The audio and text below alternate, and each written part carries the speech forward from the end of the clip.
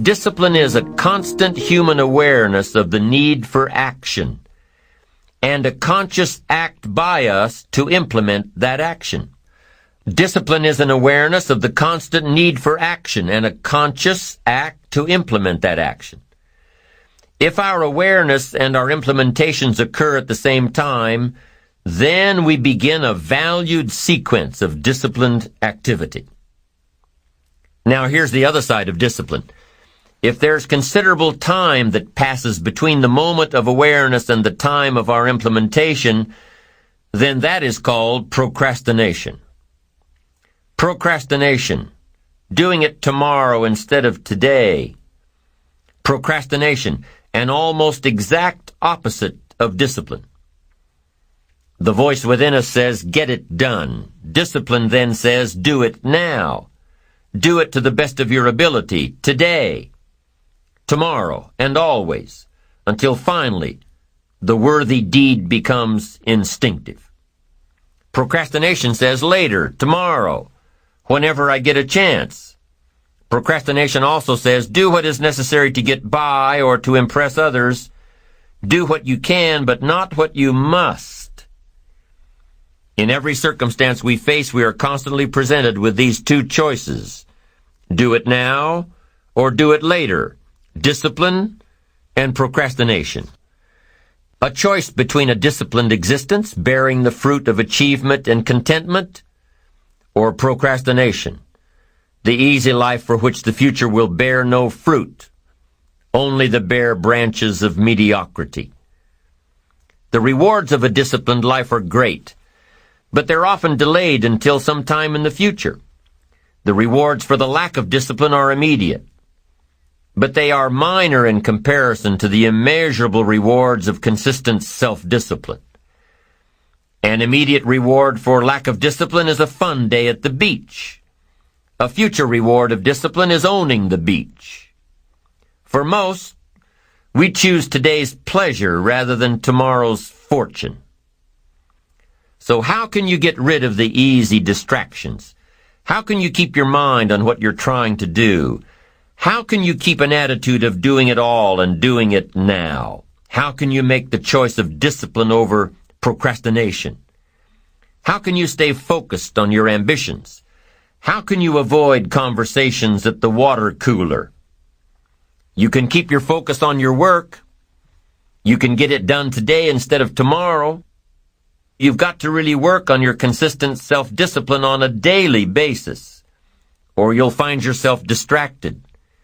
Distracted by negative thoughts, distracted by negative people, distracted by water cooler chatter, and pretty soon, depending on the type of people you've associated with, distracted by your doubts within yourself. Never underestimate the power of influence and associations, and never underestimate the power of your own consistent self-discipline. Now let's take a closer look at discipline, at the 3 steps to becoming disciplined. First, true discipline is not the easiest option. Most people would rather sleep until 10 o'clock than get up at 6. It's easier to go to bed late, sleep late, show up late, leave early. It's easier not to read. It's easier to turn on the television than to open a book. It's easier to do just enough than to do it all. Waiting is always easier than acting. Trying is always easier than doing. Imagine what life would be like if we didn't have to make our bed in the morning, or keep our garage clean, or pay our taxes, or show up for work tomorrow. Wouldn't it be fascinating if we didn't have to do these things? Wouldn't it be fascinating? What do you suppose would become of us? You're right. Not much. For whatever the reason, the system we live in and contribute to is designed to make the easiest things in life the most unprofitable. Profitable seems to be the most difficult. Our world is and always will be a constant battle between the life of ease and its momentary rewards and a life of discipline and its far more significant rewards. Each has its own price, the price of discipline or the price of regret. We will pay one or the other. What we wish we had done is the voice of regret, speaking in a sorrowful tone at a time when there is no going back. This is regret. No second chance. No what would I do differently. Choose one or the other, but both will have their price, the price of discipline or the price of regret. One costs pennies, the other a fortune. Dostoevsky said, "There are hundreds of young men who would die for the truth, but very few who would spend 5 years studying to know what the truth is." Dying for the truth is much more dramatic than the discipline of studying it one little piece at a time, one day at a time, 1 month at a time. But in the big picture, is dying for the truth really easier than adhering to the daily disciplines? The first lesson of discipline is that it isn't the easiest option. The second lesson of discipline is that it's a full-time activity. And we've said that the best form of discipline is consistent self-discipline. You see, the discipline that it takes to make your bed every day is the same discipline necessary for success in the world of business. The discipline to organize your garage is the same discipline to organize your business. All disciplines carry through to affect all parts of our lives. If we're disciplined in just one area and lazy in another, guess what? Pretty soon, the lazy side will creep in and destroy the disciplined side. The bad habits in one area of our life will eventually destroy our self-discipline in the areas we've been working on. Consistency cannot be inconsistent. Discipline is the mind being trained to control our lives. Discipline is a set of standards which we've selected as a personal code of conduct. Discipline is imposing on ourselves the requirements for honoring these standards. Once we've adopted these standards of behavior and conduct, we're committed to honor them. And if we don't, then there can be no disciplined activity. We find ourselves announcing our standards to our relatives, our friends, our associates. We shout our beliefs and condemn those who believe any differently, but then we don't walk the talk. We end up acting in a way far different from the beliefs we've shouted. We tell our kids that the TV is rotting their minds, yet we spend our evenings in front of it. We tell our employees that they must take advantage of every minute of the working day, yet we spend 3 hours at lunch. Do as I say, not as I do. This is inconsistent. This leads to a loss of credibility among those who watch us.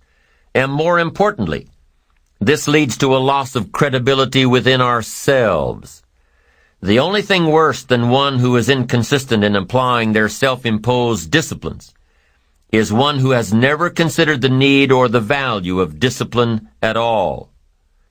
These people seem to wander aimlessly, changing procedures, changing standards, changing loyalties, and shifting frequently from one commitment to another, leaving behind a trail of broken friendships, unfinished projects, and unfulfilled promises, all because of a discipline that was either non-existent or imposed so infrequently that it was ineffective. Here's the third step to becoming consistently self-disciplined. Number 1 is realizing that discipline isn't the easiest option. Number 2, discipline is a full-time activity, day by day, every day. And the third step to becoming self-disciplined is really a philosophy that holds one of life's unique promises. Number 3 simply says, for every disciplined effort, there is a multiple reward. That's one of life's great arrangements. It's like the law of sowing and reaping. In fact, it's an extension of the biblical law that says if you sow well, you reap well. Now here's a unique part of the law of sowing and reaping. Not only does it suggest that we'll all reap what we've sown, it also suggests that we'll reap much more. Life is full of laws that both govern and explain behaviors. But this may well be the major law we need to understand. For every disciplined effort, a multiple reward. For every disciplined effort, a multiple reward. What a concept. If you render unique service, your reward will be multiplied. If you're fair and honest and patient with others, your reward will be multiplied. If you give more than you expect to receive, your reward is more than you expect.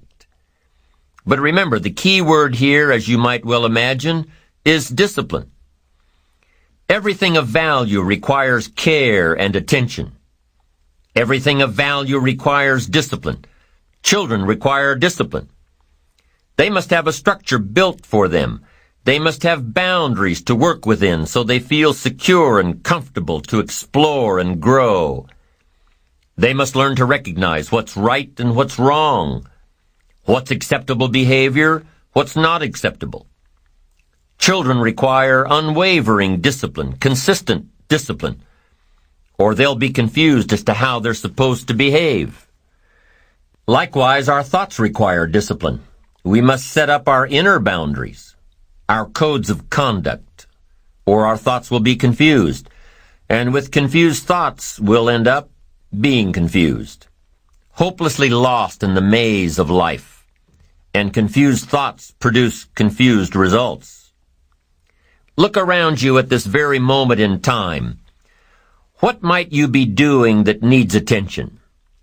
Perhaps you're listening to this program as you drive along in traffic, blowing your horn at someone ahead of you who isn't driving at the speed you'd like to. Perhaps you're listening alone because you've had a disagreement with someone you love or someone who loves you, and your anger won't allow you to speak to that person. Wouldn't this be an ideal time to examine your need for a new discipline? Perhaps you're on the brink of giving up or starting over or starting out, and the only missing ingredient to your incredible success story in the future is a new and self-imposed discipline that will make you stay longer and try harder and work more intensely than you ever thought you possibly could.